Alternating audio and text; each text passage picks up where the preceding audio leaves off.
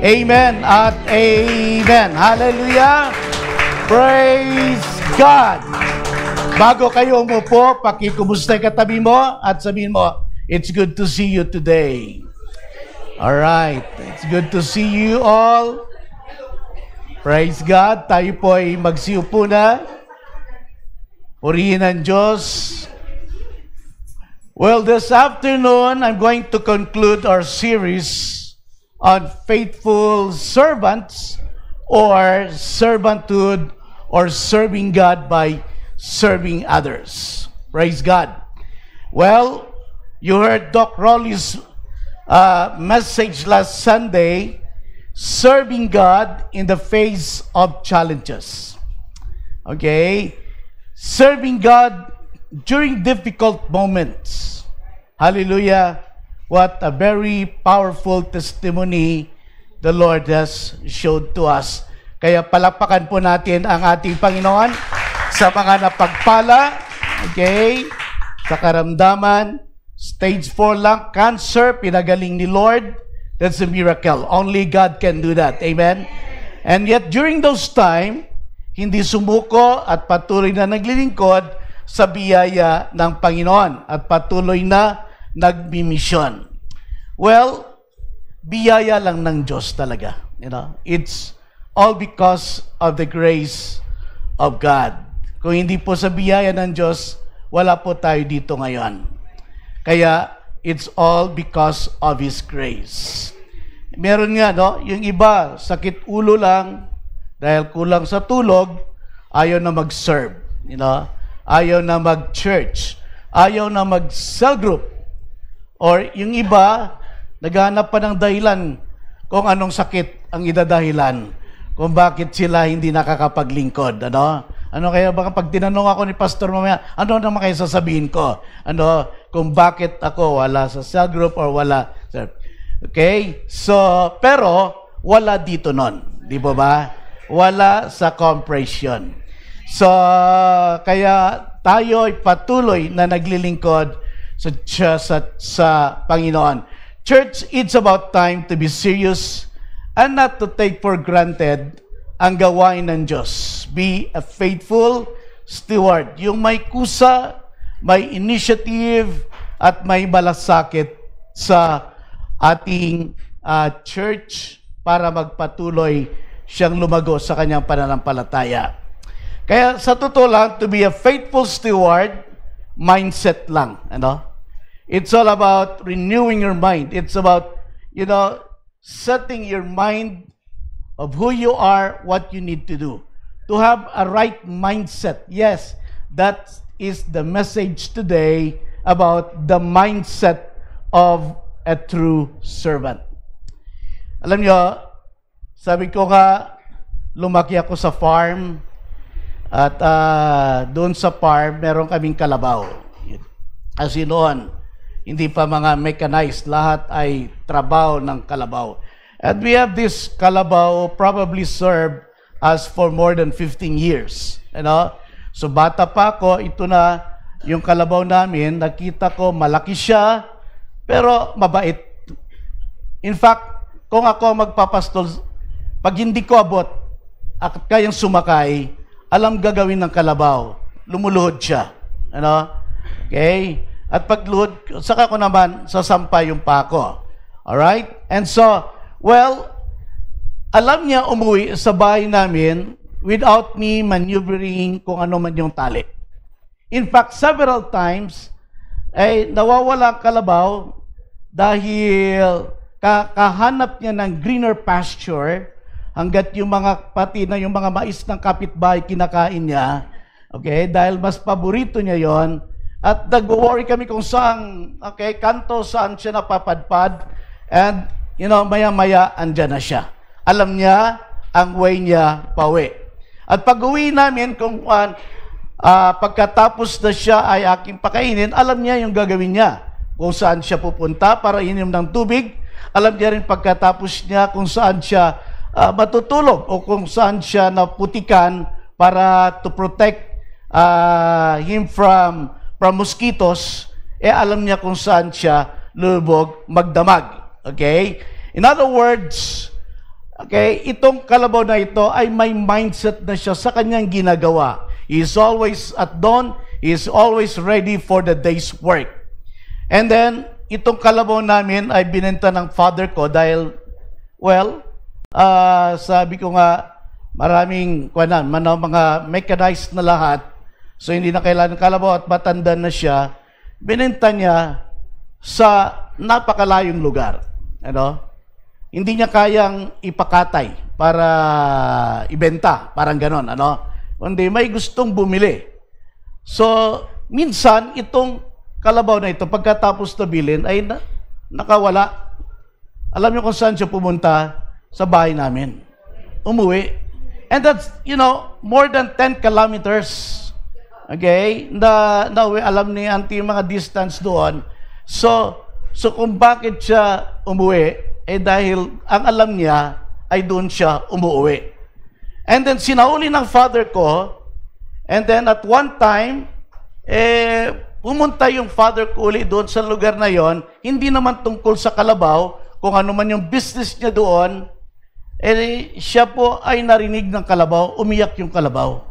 Okay, narinig niya yung boses ng father ko, umiyak, hanggat yung father ko na rin umiyak. Oo, kasi para yung kanya ko bininta. Yung ba gano'n, nasaan ka na? Yun yung sinasabi sa verse na the sheep, okay, knows the voice of his shepherd. Okay po ba? Okay, but you see, this kalabaw is so behaved. Wala akong nakitang sinuwag niya. Okay, at least sa aming mga magkakapatid. At siya ay masunurin. Hindi siya sumusuko sa trabaho, napakalakas niya, and because of mindset. So mga kapatid, okay, today, we like to talk to you about the mindset of a true servant. In the Bible, we were likened to a sheep. Parang tayo hinalad-tulad sa isang sheep or like ruminant animals. Like, for example, what they can do, who they are, how to follow the shepherd. It's all mindset, Kapag ang shepherd may staff at tinapik niya ang isang sheep, okay, para hindi mahulog sa bagin, dapat susunod ang sheep. Otherwise, okay, kung wala siyang pagsunod, siya ay mapapahamak. Okay, so things like that. We too must have that attitude or mindset for us to serve the Lord. In Numbers chapter 14, verse 24, sabi dito, but my servant Caleb thinks differently. Kakaiba si Caleb. And follows me completely. So I will bring him into the land he has already seen, and his children will own that land. That Caleb, after, they possess the promised land, the Lord's promise is to give him the mountainous area. At 85, Caleb said, give me that mountains. And that's where they stayed. And that's where he fought all the enemies there, the illegal settlers, and that was the share of his inheritance. Because Caleb thinks differently and follows me completely. In Philippians chapter 2, verse 5, think of yourselves the way Christ Jesus thought of himself. Church service starts in your mind. As a Christian service starts in our mind. The battle whether to serve or not to serve, to obey or not to obey, begins in the mind. Amen? Kaya doon nag-aaway yung kagustuhan. Okay? So mag-church ba ako o hindi? Mag-serve ba ako o hindi? Okay? So lahat yan is a part of the battle in our mind. To be a real servant requires a mental shift, a change in your attitude. God is always interested in why we do something than in what we do. Attitude counts more than achievements. attitude is far more better than your skills. May skills ka nga, pero not having the right attitude, mali pa rin. Remember in 2 Chronicles chapter 25 verse 2, sabi dito, he did what was right in the eyes of the Lord, but not wholeheartedly. Okay? King Amaziah lost God's favor because he did what was right in the sight of the Lord, yet not with a true heart. Okay? What's in your heart counts. Because, what's in your heart, that is really who you are. Real servants serve God with mindset of attitudes. How real servants think. Paano ba mag-isip ang isang lingkod ng Diyos? Number 1, true servants think more about others than about themselves. Ang totoong lingkod ng Diyos, iniisip niya ang kapakanan ng ibang tao kaysa sa sarili niya. Okay? Real servants focus on the need of others, not on themselves. This is true humility. Not thinking less of ourselves, but thinking of ourselves less. So, hindi naman yung humility, hindi, wala akong kuwan, ganon, hindi naman yung ganon, But you are really trying to, hindi humility yon. Yung kung sino ka, tapos you think less of who you are, okay? But humility is thinking of ourselves less, okay? They are forgetful people. Kaya, marami yan dito. Tingnan mo yung katabi mo. Yan, di po ba? Ang mga humble servant of God, okay? Kaya sa totoo lang, mahirap talaga maging humble, lalo pag inaamin mong humble ka. Di ba ba? Yung mga sabi mo, humble ako. Okay? Talagang kuhan. Okay? So, mahirap talaga. In Philippians chapter 2 verse 4, Paul said, don't be obsessed with getting your own advantage. Di ba ba? Tayo, ano yung makukuha natin? Yung palaging nasa isip natin, Forget yourselves long enough to lend a helping hand. That is what it means, forgetting yourself in service to others. When we stop focusing on our own needs, we become aware of the needs of others around us. Philippians chapter 2 verse 7, instead, Christ emptied himself by taking on the form of a servant, by becoming like other humans, by having a human appearance. Ano ibig sabihin nito? Si Jesus, bagamat Diyos, hinubad niya ang kanyang pagka-Diyos, taking the form of a servant, and he went to the cross to pay the penalty of our sin. So in other words, Jesus emptied himself by taking the form of a servant. He became like you and me. Okay? So, when was the last time you emptied yourself for someone else's benefit? So, yung bang kinalimutan mo yung sa sarili mo para sa iba? You cannot be a servant if you are full of yourself. Totoo yun, pag lagi na lang sarili iniisip mo, mahirap nga maging lingkod ng Diyos. Servanthood focus on others. Unfortunately, a lot of services now is often self-serving. Tulad niyan ngayon, election. Okay? So, mga lingkod ng bayan ito. Pero, kung titingnan mo at suriin mo, self-serving yung mga smile nila at yung mga binibigay nila. Okay? So, yung mga inaalok nila. Why? Because many today serve to get others, okay, to like them. Di ba? Yung bang they do that. Walang tumatakbo sa ngayon na nakasimangot. Nakangiti yan. Kahit mainit. Kahit ayaw nilang yung mga panahon na yon. Pero nakangiti pa rin yan para, okay, ma-attract kanila.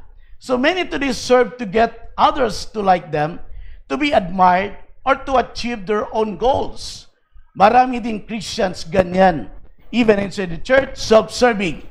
And if that is our desire, then that is manipulation and not ministry. Simply serve with no strings attached. Okay? Kahit walang recognition ng tao. Okay? Because we are doing it for God's glory. Isa ring halimbawa, sometimes a reason for service also is to make a bargain with God. Ano ibig sabihin? Lord, okay, gawin ko to para sa iyo, pero sana i-grant mo naman yung request ko. Okay? So para bang binabribe mo si Lord, ano? Lord, tagal ko nang single, baka pwede naman bigay mo na yung hiling kong lifetime partner. Yan, mga ganun, ano? Pagkatapos pag walang sagot, nawala ka na ng gana mag-serve. Why? Because wrong motive yung service mo. Di ba ba? As if hindi alam ni Lord yung puso natin. Okay? Real servants don't try to use God for themselves, okay? Or for their purposes, but they let God use them for His purposes. It's for His glory alone. Church, the truth is, thinking like a servant is difficult. Yes, it's really difficult to be a servant. For me, for example, it challenges the basic of my life. What is that? Kasi sa totoo lang, I am by nature selfish. We are all by nature selfish. I think most about me, my needs, attention. That's why humility is a daily struggle, a lesson I must relearn over and over again. Okay? The opportunity to become a servant confronts me many times in a day in which I am given a choice to decide between meeting my needs or the needs of others. Di ba ba? Ganyan Unahin ko pa ba ang iba sa sarili ko o sarili ko kaysa sa iba? Self-denial is the core of servanthood. That's why even in pain, in discomfort, like this time, by God's grace, I choose to serve. Okay? I don't serve in the corner of my comfort zone. Okay? But I serve because it is my passion to serve. Actually, we can measure our servant's heart by how we respond when others treat us like servants. Di ba? How do you react when you are taken for granted?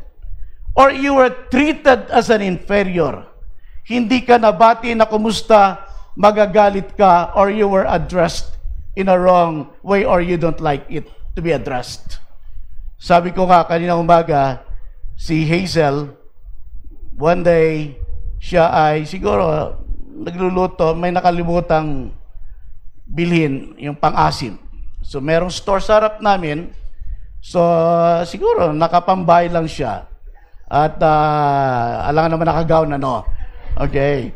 Nakapambahay, hindi ko alam kung nakasuklay, pero binilay siya, meron kaya pang-asim, sabi niya, sabi ng nagtitinda sa kanya, ay nay, ano sa'yo? Aba na-open, tinawag na nanay, sabi niya. Ikaw nanay, parang na-insulto naman ako doon. Sabi ko, kasi parang 10 years na lang naman ang gap nila siguro, ano. Sabi ko, kung tinawag kang madam, pwede pa siguro, no? Okay. Or mom, or mommy, okay, kakaiba, okay? Pero nanay, pamira naman, ano. Okay, kaya next time na pumupunta siya, nagsusuklay na siya. Okay, ngayon ate na ang tawag sa kanya. O, di ba? Okay, in-exaggerate ko lang yon. Pero sabi niya, si Kwan doon, no? Nanay tawag sa akin. Kung kaedad sila ni Nika, tanggap ko pa. Yung mga ganon, ano, sabi niya. But you see, how do you react when you are taken for granted? Pumasok ka dito, okay, walang kumusta sa'yo, walang man lang bumati, and then, wala man lang nag-assist sa'yo. Well, how do you feel? Para bang, I feel na para bang wala man lang nagbigay ng attention sa akin. Di ba ba? Because we want attention. We want their attention to be on us. So wala nang kumusta, minsan ma-offend tayo. Matthew chapter 5 verse 41, and if someone takes unfair advantage of you, use the occasion to practice the servant life. Okay? If someone takes unfair advantage of you, use the occasion to practice the servant life. When you come to serve on Sundays here, okay, to worship God, kaya nga ang tawag dito, worship service, you know? Okay? So we worship God at the same time, we serve God by serving people. Kaya worship, sometimes we call it worship celebration. So kaya kinakailangan when you come, you think of how you can be a blessing to others, how you can also extend a helping hand to others, and also to think others. Maybe just to give them a smile, an encouragement, or a short attention. That is who we are. That is a servant life. Alam nyo, this week tayo nagkaroon po ng Encounter God Retreat sa Davao. Actually, it's in part of Davao, in Kalinan. We ministered to over 100 tribal pastors. Ito po ay galing sa iba't ibang lugar, South Cotabato, parang almost every part of Sub-Saharan Mindanao ay andun sila, ano? And so this is their first time. They'd never heard about Encounter God Retreat, and you know, people in the bundok, okay, pagka kulang yung kanilang kaalaman sa isang bagay, they resort to anything, ano? Kaya, so, here. So, kaya, but before that, doon, papunta pa lang kami sa Davao, ni Hazel, nabaga na yung pako. Ano?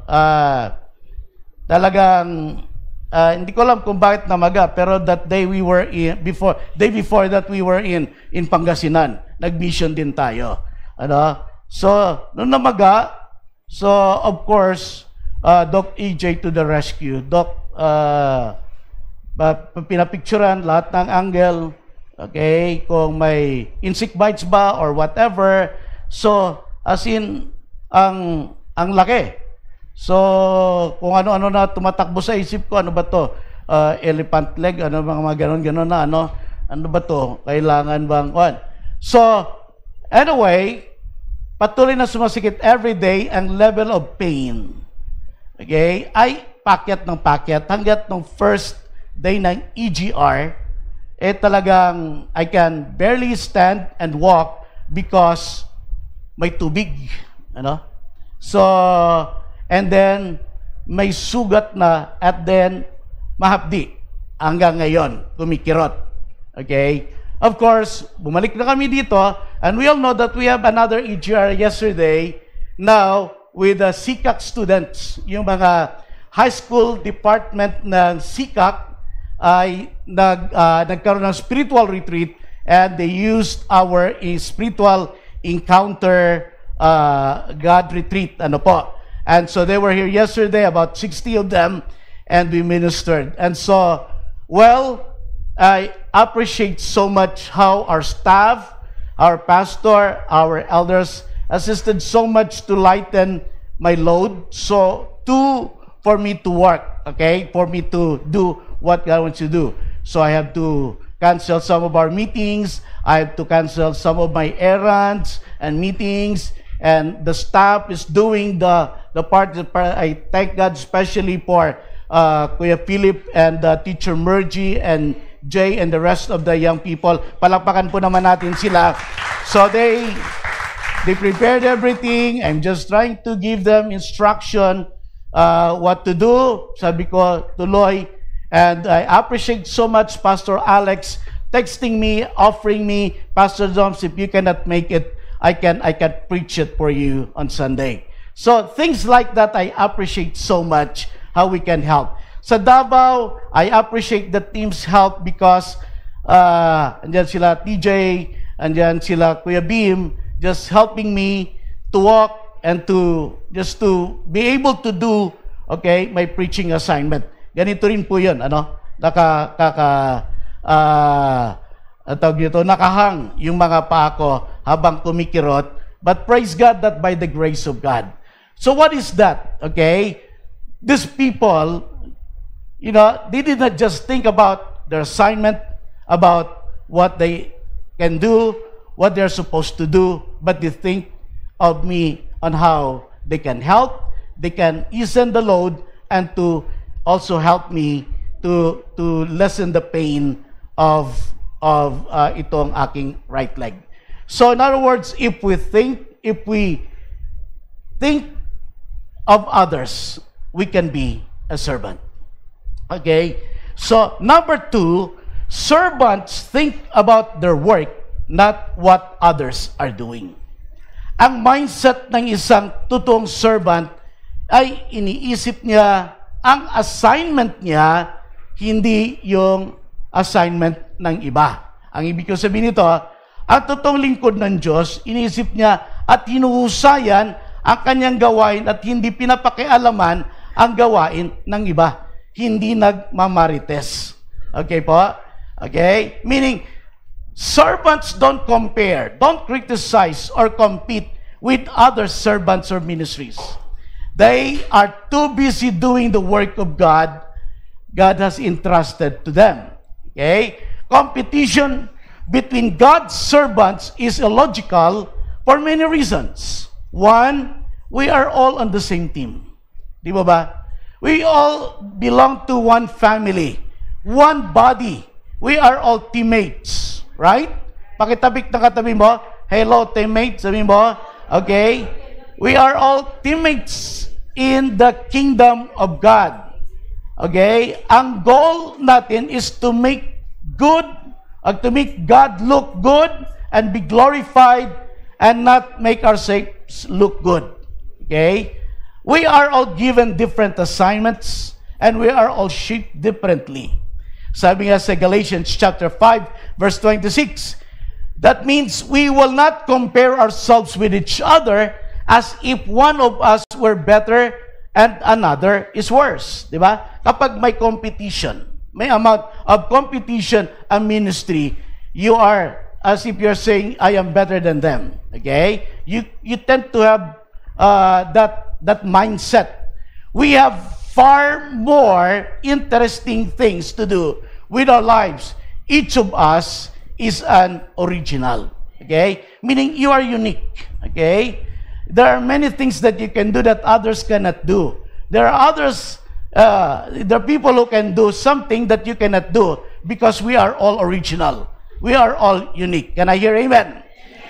There is no place for petty jealousy between servants, much more between servant leaders and elders. Kasi pag tinawag na servant leaders ka na, you become a servant, yet you are a leader. Okay? Walang silusan, walang comparison, walang contest, walang balat sibuyas, kundi pantay-pantay ang gawain sa mata ng Diyos. Amen. Iba-iba ang pagkahubog sa atin, iba-iba din ang strength at assignment natin, at sa ministry, we are responsible to God, to our God-given assignment. Much is given, much is required. So there is no contest, no jealousy, no comparison. We just excel in our given assignment. Church, when you are busy serving, you don't have time to be critical or magmamarites. Right? Ang mga taong nagmamarites, wala lang naman magawa. Kasi nakatingin sila sa iba, nagmamasid, nag-aantay ng pagkakamali. Okay? At pagka nakakita ng butas, yun na, masisimulan ang pagiging yung kanilang critical spirit. Any time spent criticizing others is time that could be spent ministering. Okay? Gamitin na lang natin pag-minister. You know what? The story in the Bible about Mary and Martha. When Martha complained to Jesus that Mary was not helping with the work, Martha lost her servant's heart. The moment she complained to Jesus, about Mary, who is doing the right thing. By the way, the Bible says, okay, that's when Martha lost her servant's heart. At first, well, hindi naman siya kasi kailangan din naman talaga natin kumain, di ba? So siya nagluluto ng spaghetti, ng fried chicken, ng siomai, okay, ng kung ano, biryani, chicken biryani doon sa kusina, napapagod na, hanggat hindi pa rin tumutulong si Mary. Okay? Dahil aliw-lalo na kay Jesus. Okay? Bihirang opportunity na mag-visit si Jesus sa kanila at mas pinrefer niyang makinig kay Jesus. But Mary was disturbed. Okay? Martha was disturbed. But when she was disturbed and complained about unfairness, okay, that's when she lost her servant's heart. Okay? We don't need to complain. Okay? Real servant don't complain of unfairness. Don't have pity parties. And don't resent those that serving. They simply trust God and keep serving. Amen? Ang totoong lingkod ng Diyos, di nagre-reklamo kung bakit yung iba walang ginagawa, yung iba, okay, nadidisturb sila dahil yung iba naglalaro lang, ikaw nagtatrabaho, naiinggit ka sa katamaran nila, para sinasabi buti pa sila, pero ikaw naman ay nagrereklamo sa iyong puso. Bakit ako na lang palagi? Okay? Bakit yung iba walang ginagawa? Ako na nag-arrange kanina pagdating dito sa Children's Church, hanggang ngayon ako na naman mag-arrange pag-uwian na Claygo daw. Ano ba yung Claygo? Okay? Mga kwan. So, ngayon, nagre-reklamo ka. Okay? Well, you can be honest about your feeling, but, don't do something that is against your heart. Otherwise, okay, that's not being servant.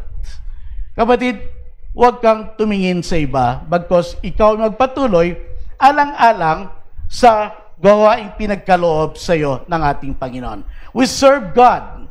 Kaya just trust God and keep serving. It's not our job to evaluate our master's servants. Okay? It's not my job to evaluate, okay, any of the Lord's servant here or to judge anyone. It is not our job also to defend against criticism. Okay? Sa totoo lang, let God handle that for you. Pag may nag-criticize sa'yo, huwag mo nang i-defend sa yung sarili mo. Okay? Ipasa Diyos mo na lang. Okay? You know what? I've been criticized several times as a pastor, as a leader, okay, of our denomination, as co-workers. At kapag nakakarating sa akin, pinapakinggan, it's not really to confront the person, but to talk to the person. Ang prinsipyo ko is to say sorry if I have offended someone. Okay? I would rather keep the relationship intact than to prove that I am always right. Okay? Because when you always prove that you are right, like when you offended someone and then you heard about it and then nagalit ka and then you trying to prove your point. Okay? Alam mo, it's better to be quiet and to do what God asks you to do, to pray and settle it with the Lord. Amen? Move on. I'm sorry. Okay? No excuses. Sorry agad. Huwag nang patagalin. Kasi kung pagka pinatagal-tagal pa, later on na naman, naungkat na naman, mayroon ka palang unforgiveness, meron ka palang bitterness sa iyong puso, release that to the Lord. Okay? Amen po, church? Okay, for your sake, for my sake, I prefer to keep the relationship healthy. Okay, for my sake, I'm sorry. Na-offend kita, na-hurt kita, I explain, move on, tapos na. Bakit mo papatagalin pa? I see that also to all of you, whether here in church or anywhere, okay, you are, in whatever situation, it's good, okay, to really acknowledge, okay, that the person is offended and feel sorry about that.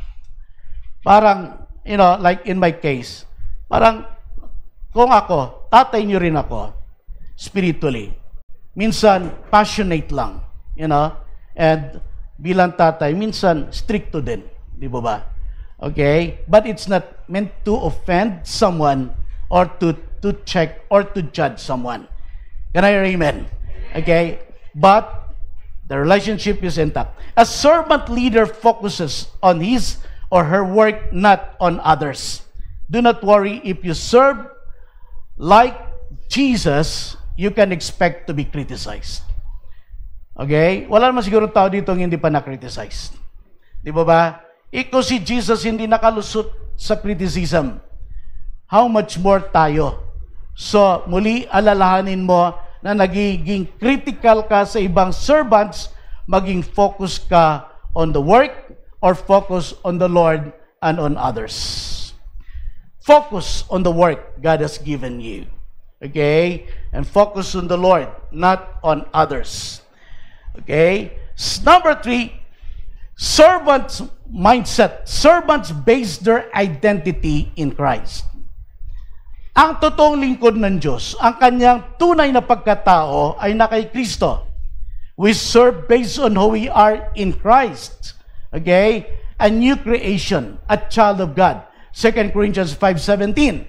Therefore, if anyone is in Christ, the new creation has come. The old has gone, the new is here.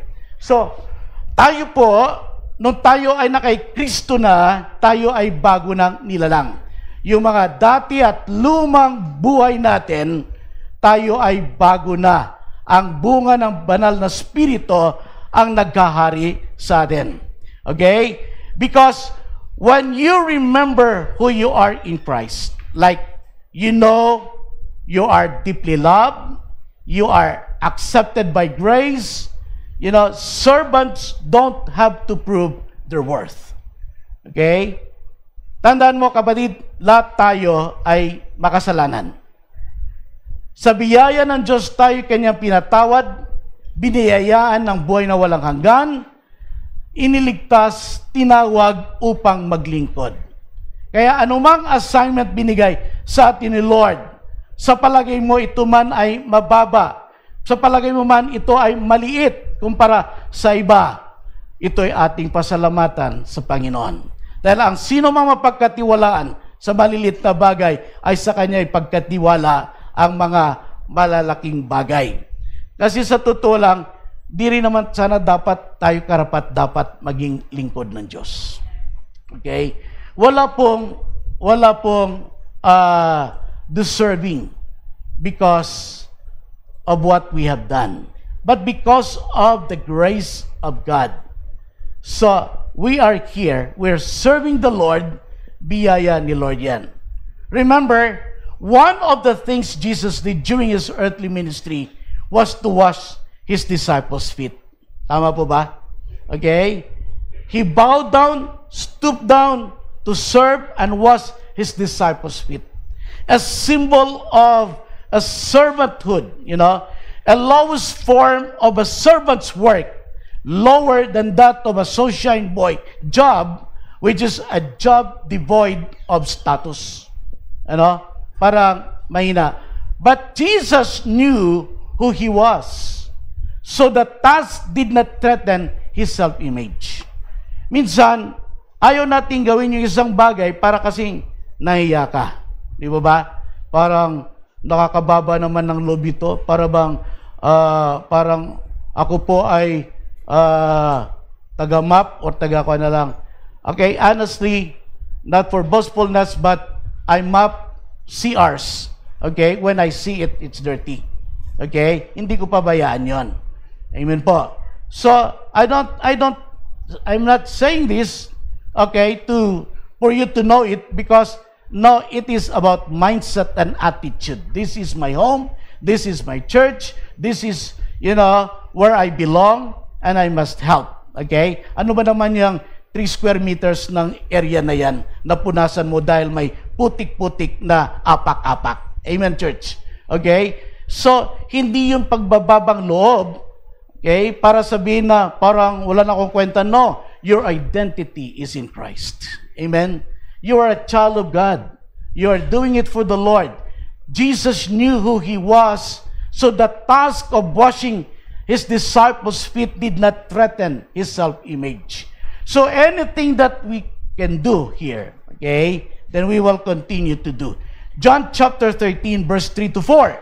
Jesus knew that the Father had put all things under His power, and that He had come from God and was returning to God. So He got up from the meal, took off His outer clothing, and wrapped a towel around His waist, and washed His disciples' feet. Church, if you are going to be a servant, you must settle your identity in Christ.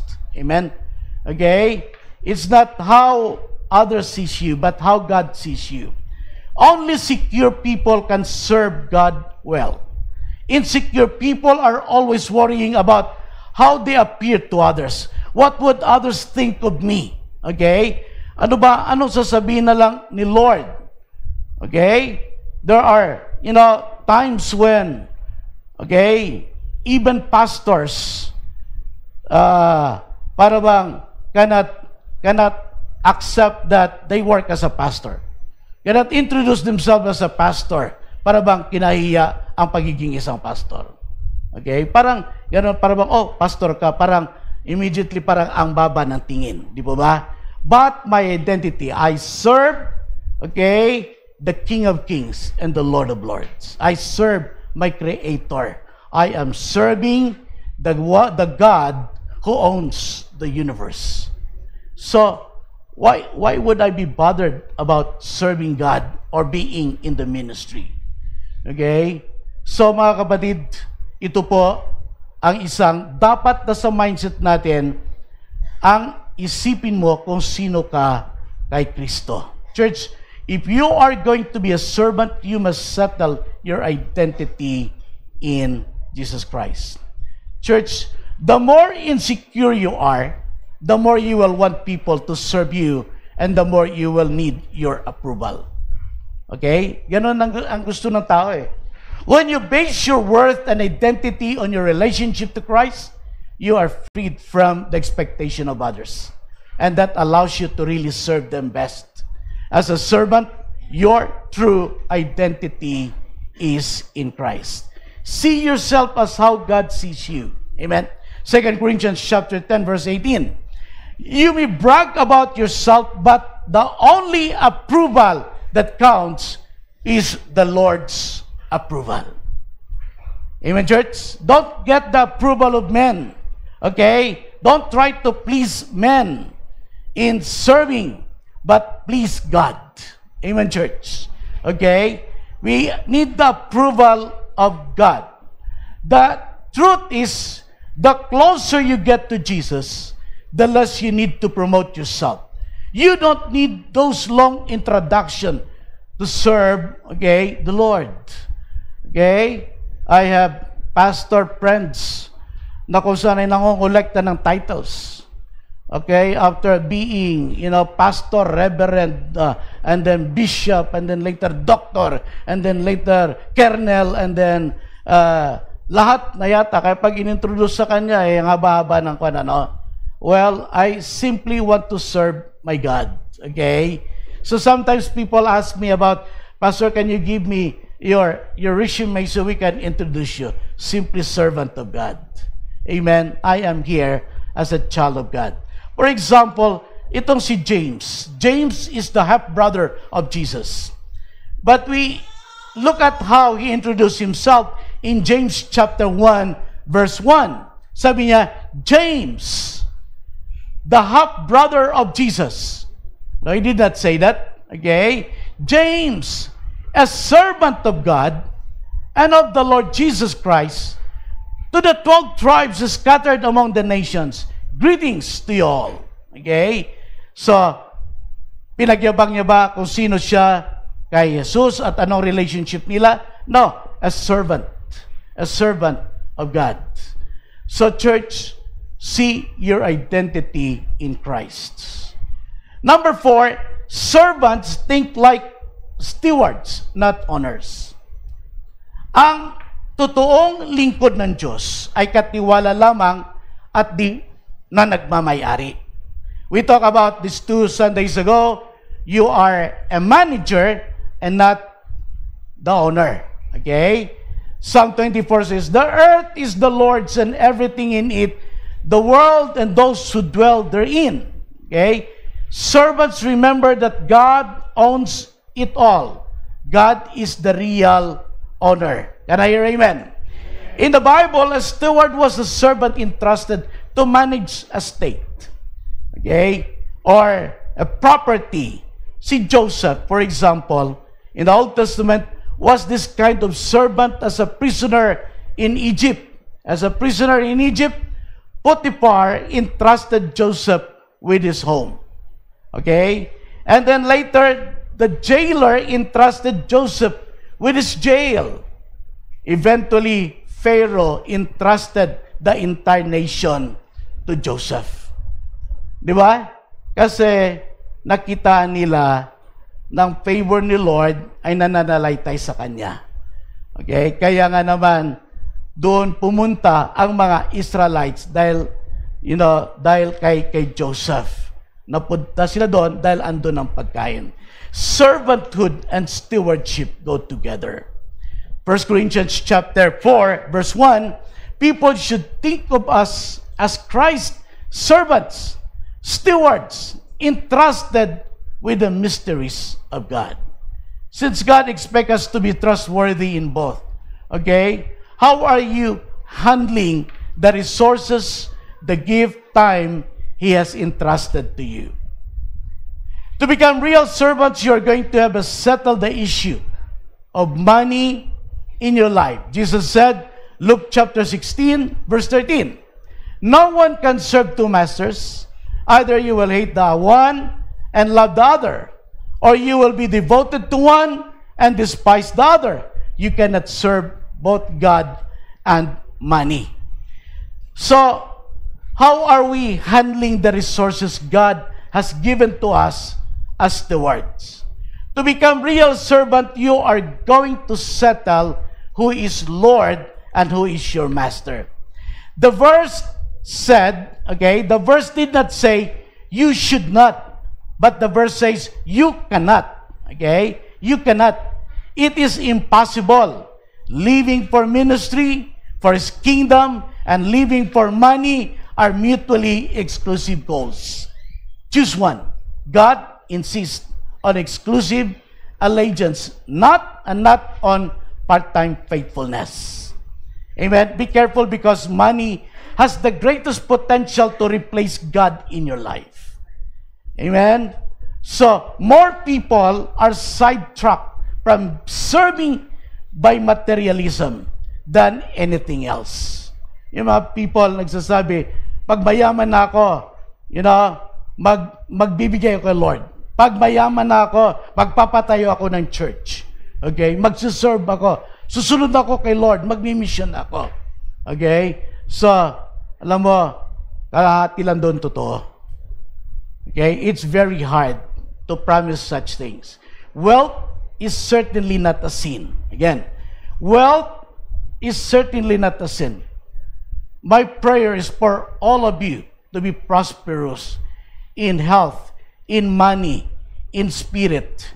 Can I hear amen? Okay? But failing to use it for God's glory is sin. Okay? Money is the root. It's not the root of all evil. It is the love of money. Okay po? When you begin to love money more than you love God, it becomes your idol.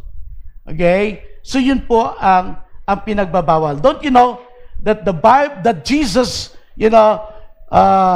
speaks more about money than how to go to heaven. The Bible is very clear. God uses money to test our faithfulness as a servant. That is why Jesus talked more about money in the Bible than heaven or hell. Luke 16:11. So if you have not been trustworthy in handling worldly wealth, who will trust you with true riches? How you manage your money affects how much God can bless your life. As a faithful servant, be a kingdom investor. Amen? Be faithful in managing God's resources. Be a kingdom builder. Invest on mission, on soul winning. Okay? These are investments na kung saan will expand the kingdom of God. Invest on soul winners, on workers, on God's kingdom, because this is real investment. Number 5, servants think of ministry as an opportunity, not an obligation. Ang totoong lingkod ng Diyos, tinuturing ang bawat gawain bilang oportunidad at hindi isang obligasyon. Magkaiba po yun, di po ba? When you do something out of obligation, and when you do something voluntarily because it is a privilege or an opportunity. Ang lingkod, masayang naglilingkod at hindi nag-expect ng bayad o kapalit. Masaya says opportunity to serve. Hindi napipilitan lang at hindi nakasimangot. Okay? Masaya. True servants enjoy helping people, meeting needs, and doing ministry. They serve the Lord with gladness. Why do they serve with gladness? Because they love the Lord. Amen? They are grateful for His grace. They know serving is the highest use of life, and they know God has promised a reward. John 12:26.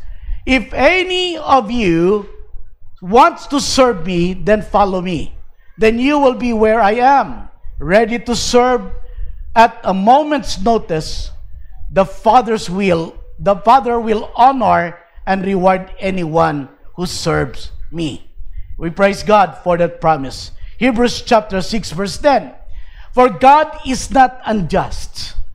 He will not forget how hard you have worked for Him and how you have shown your love to Him by caring for other believers as you still do.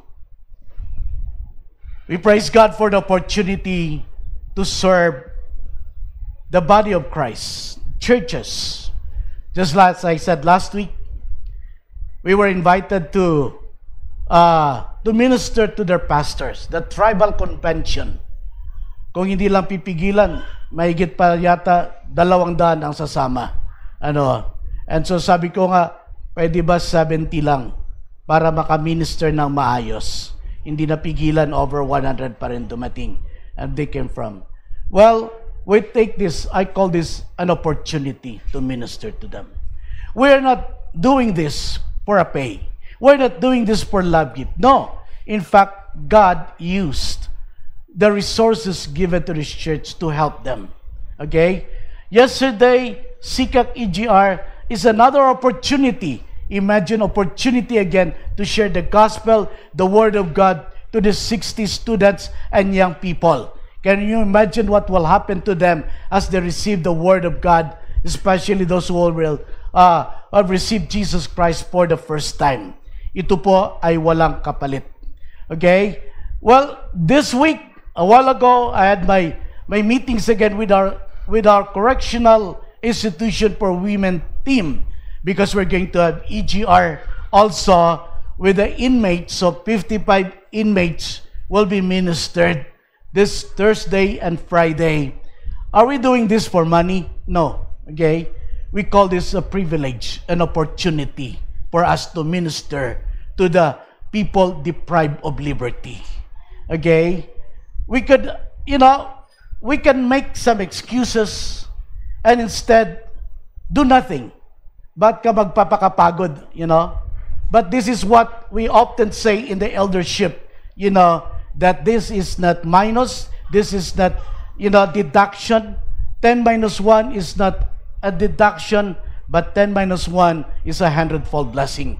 This opportunity is just like a faucet where we open, okay, to flow the blessing of God. Okay? There are people who cannot afford, and God has blessed us, and it is our opportunity also to take part in what the Lord is doing. I call this the Lord's work, and we simply join God in what He is doing. That's the principle. Yan po ang principle na pinapairal po natin. Mga kapatid, In everything that we're doing, it is always an opportunity for us to serve God, to advance the kingdom of God, and to minister to the people of God. Amen, church. And today, we have given all this opportunity. As for as long as we have the opportunity, then rejoice and be glad for every opportunity that God is giving you. Amen, church. Dahil ito po ang isang bagay na kung saan pinapakita natin ang kahalagahan kung sino si Jesus sa ating buhay. Hindi dahil sa bayad, hindi sa anumang kapalit, kundi ito ay ating ginagawa para sa kaluwalhatian ng Diyos. At sabi kanina, ang Diyos ang magkaloob, ang Diyos ang mag-reward, ang Diyos ang magbayad ng anumang pinagbibigay o pinagkakaloob natin alang-alang. Ang inyong mga kaloob para sa Panginoon, sa kanyang gawain, ang Diyos ang magbalik siksik, liglig o maapaw na biyaya at pagpapala sa lahat ng antas ng inyong buhay. Hindi lang sa pinansyal, sa pisikal, sa spiritual, sa proteksyon at gabay ng Diyos para sa bawat isa sa atin. Can I hear amen? And we serve God as we give the resources that God has entrusted to us. It is our way of honoring God, and it is our way of joining God's work in advancing His kingdom. People of God, what a privilege to join you, to be with you during this time, during this moment where we have the opportunity to serve the Lord. You are the best church to serve with, to be with. And I'm so blessed for all of you. The Lord will bless you more as we continue to serve God. Amen. Yesterday, I'm so blessed. Pagkatapos ng EGR, mamaya nagre-ready na naman yung mga ibang mga leaders na nag-speak, as if hindi napagod. Si Kuya TJ, yun pala maglalaro naman ng basketball, and another 6 cell group in the basketball court. May badminton ba kahapon din? And there's just no stopping for this guy, okay, to serve God. So si TJ, na nagpipreach sa kanyang topic na darkness to light, nagpapasuko ng mga anting-anting ng pastor doon sa tribal convention. Sabi ng president sa convention, yun yung nagsuko na yun, deacon yun eh. Pero may anting-anting yan, ganon, Okay? Ang tiwala nila sa anting-anting, hindi sa Diyos. Kaya nabuksan ang kanilang kaisipan. Amen, church? Yes, napapagod man tayo physically, but we know the Lord knows our heart, and we call it an opportunity and a privilege. It is my privilege, an opportunity to pastor a church like this. Amen, church? I cannot ask for more. Okay? So, God has placed me in a position where I always call it grace of God. I am here because of God's grace. I am here because of the privilege God has given me. For as long as God wants me to serve and continue serving, I am more than willing, and I call it as a privilege and honor to be with you in serving the Lord. Amen? So the servant's mindset, number 1, think more about others than themselves. Servant's mindset, think about their work, not what others are doing. Servants base their identity in Christ. Servant think like stewards, not owners. And they think of ministry as an opportunity and not an obligation. Let us pray. Hallelujah.